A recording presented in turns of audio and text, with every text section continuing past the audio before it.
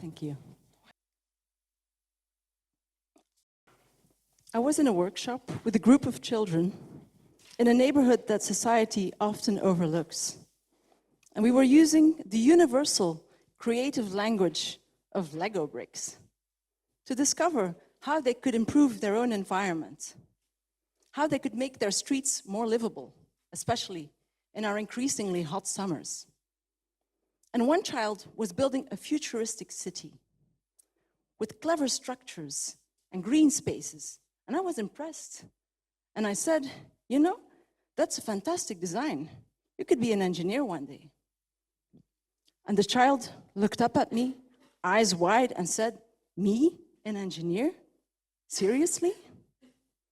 And that question, seriously, that stayed with me, because this child couldn't see a future in science.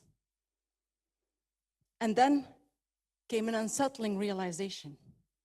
We are facing the biggest crisis in human history, and we are leaving our best minds on the sidelines.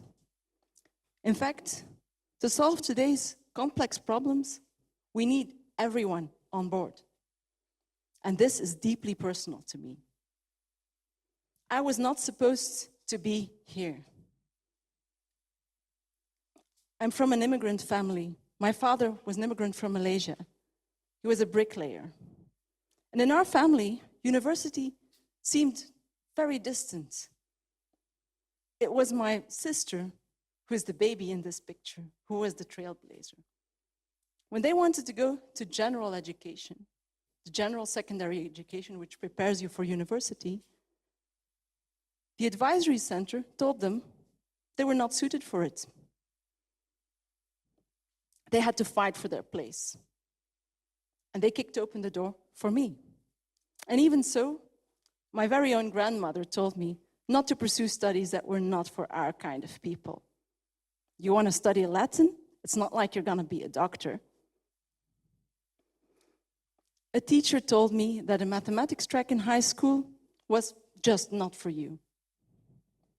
And this is a persistent and devastating message that is passed to so many children, especially to girls and people from disadvantaged backgrounds.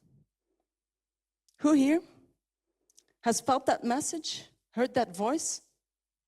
It's not for you. I also got that message. But by then, my sister had shown me that in fact, I shouldn't take such advice too seriously. So I went for the mathematics track in high school. I went to university. I got my master's degree in physics and then a PhD in theoretical physics, thanks to an advisor who believed in me. Today, I'm a professor at this university. And I have a team who works on combining physical models and AI to better predict climate extremes. And that way, we hope to protect society from the most devastating consequences of climate change. My sister went a step further, earned 2 PhDs, and became a full professor in philosophy. And that's how I learned about the work of another philosopher of science, Helen Longino. And the core idea of Helen Longino is something that every scientist needs to hear. Scientific objectivity is not just something which follows naturally from data or from methods. No, science, after all, is done by humans. And we humans, we are biased.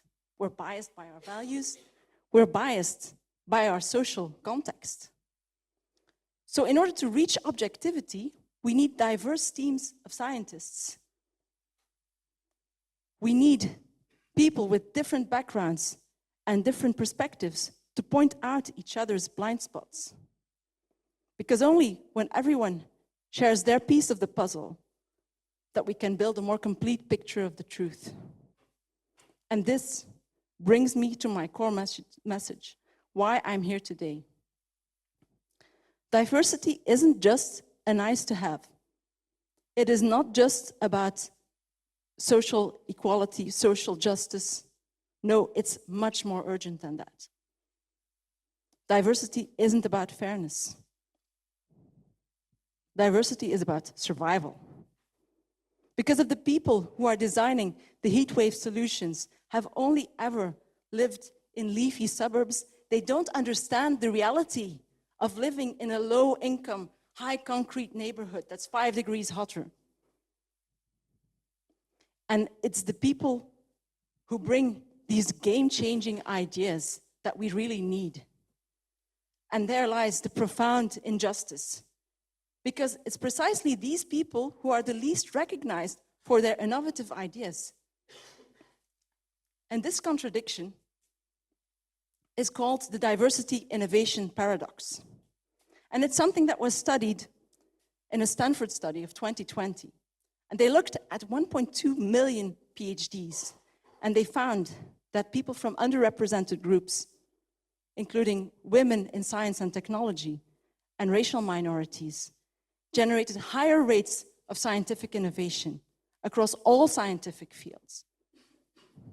Yet, and less likely to be rewarded, and they faced more obstacles in the growth of their careers.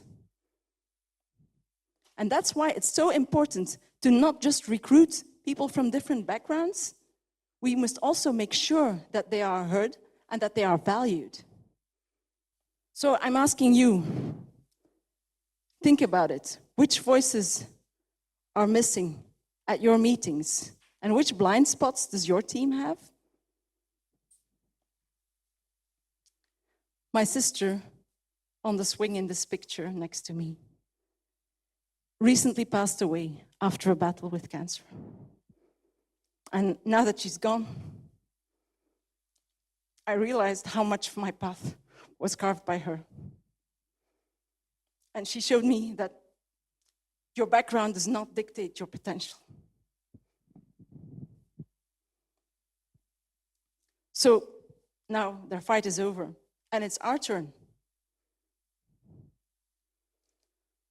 So I ask you, and you don't need a PhD, you don't need a PhD to change the world. All you need is to change one person's world. So you go and you find the child with those Legos. The one who thinks it's not for me, you find them, you tell them, you can. You have it in you, you have what it takes, and we need you. Thank you.